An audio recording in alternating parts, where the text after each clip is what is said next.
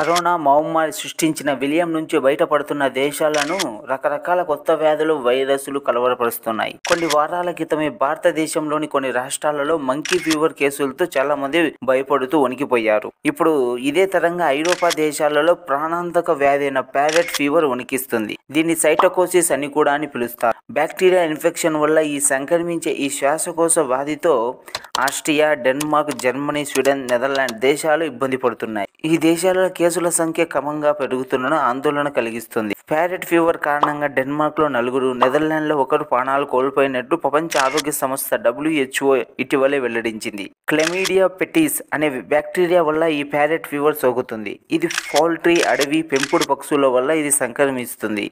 European దేశాలలోని దీని ప్రభావం ఎక్కువగా ఉంది.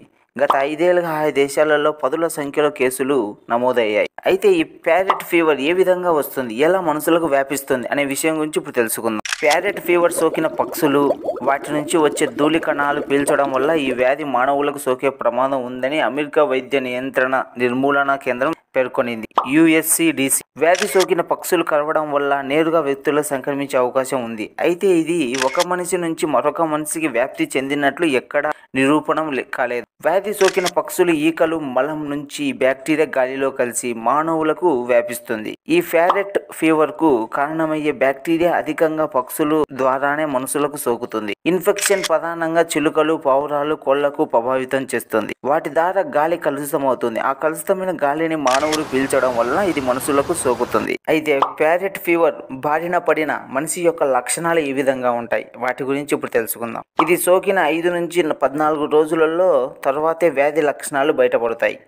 తల, కండరాల నొప్పి, పొడి దగ్గు, చలి, జ్వరం, విరేచనాలు వంటి లక్షణాలు ఎక్కువ మందిలో కనిపిస్తున్నాయి. చాలా మందిలో జ్వరం తీవ్రంగా మారుతుంది. మరికొందరు వాంతులు, విరేచనాలు, వికారం, పొట్టనొప్పి వంటి జీర్ణ సంబంధించిన వ్యాధుల లక్షణాలు కనిపిస్తాయి. ప్యారెట్ ఫీవర్ వల్ల మరణాలు సంభవించడం అరుదు. అయినా ఇప్పటి వరకు 5 ప్రాణాలు కోల్పోవడం ఆందోళన కలిగిస్తుంది. ప్యారెట్ ఫీవర్ వచ్చిన రోగులకు డాక్సీసైక్లిన్ లేదా టెట్రాసైక్లిన్ వంటి యాంటీబయాటిక్స్ ఇస్తారు. వీటిని డాక్టర్ల సూచన మేరకు 2 నుంచి 3 వారాలు వాడాల్సి ఉంటుంది. వైద్యులు సూచించిన మందులను వాడటంతో పాటు తగినంత విశ్రాంతి, పోషకాహారం, నీరు ఎక్కువగా తీసుకోవాలి. ఎక్కువగా పౌల్ట్రీ ఫామ్లలో పనిచేస్తున్న వారు ఈ ఫీవర్ బారిన పడే అవకాశం ఉంది.